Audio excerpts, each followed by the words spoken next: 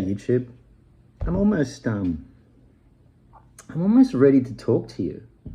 I've made a lot of videos. Most of them are deleted or private now, and that's because, you know, I'm going off half-cocked here and I'm messy as fuck because, yeah, look, I don't want to repeat myself. I'm in a lot of pain. My life is a mess. I'm clambering out of rubble trying to work out what I've destroyed and who's still with me. Like, I know that's dramatic, but, you know, it's a good metaphor. I won't get into the details, but I am excited, you know? Like, I'm very depressed and I despair at times, but I am excited. Like, I have resources. I have reason to live. I have knowledge and understanding. There is hope. And as much as I hate the modern world, it presents tremendous opportunities. And so here I speak to you through the magic eye.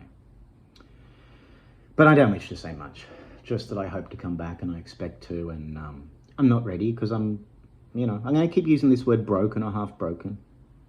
You know, I'm determined to be better. I don't want to kill myself anymore. I never even realized that I was suicidal, but I realized that I am. Now I have a son. Because the situation with my ex and the divorce makes me feel suicidal at times.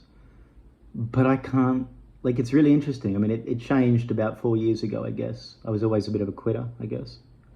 And the last time I really thought about suicide, I got as far as planning it. Like, I worked out how to do it that would be the least possible cleanup and no drama and the least pain and everything. Like, I fully worked it out.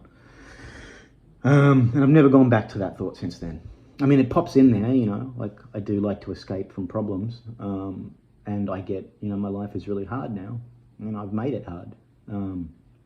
But when the thought of killing myself pops in, like, you know, like, fuck, this is hard, I could just die. That would be great, you know, because life's only really easy when you're young and lucky and healthy. But when that happens, I remember my son.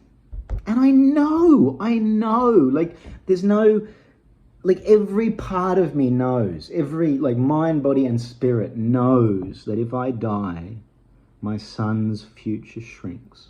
Because I know that I'm a good man. And I know that I can see the world. And I know that I love him, and he knows that. And I know that I bring to him,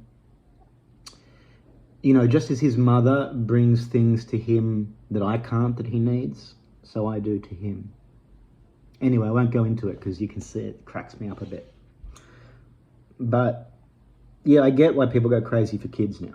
I get why people think that if you haven't had a kid, you're kind of a kid. You know, and no insult to people who haven't had kids. Like, there's no one path to anything, right? But, you know, if anything put paid to my old perspective of everything's relative and intellectual kind of knowledge, it's doing the thing that I was born to do, right?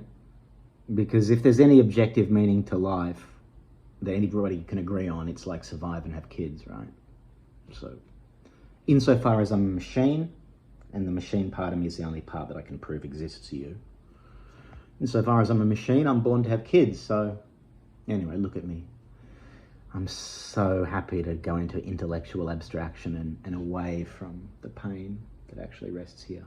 So anyway, look, I won't go on. Let's keep it under 5 minutes. I'm just going to come back here. I'm really excited through the pain to try to find the path between the personal and the historic. And for me, this is an obsession because I want to talk, I want to confess. I want to confess what's happened to me. I want to tell the story, but it's not just my story. So I can't tell it easily. And I'm in so much agony about it, and it's so unresolved that I can't talk about it without losing my shit. But I can't talk about history while I'm so upset in my personal life, not safely, because there is a correspondence between the aspects of history that we notice and what's happening in our life. And this is what I will try to talk to in my next video, I hope. And I guess I will try to do a little bit of both. I don't know, you know, it's quite something to be alive.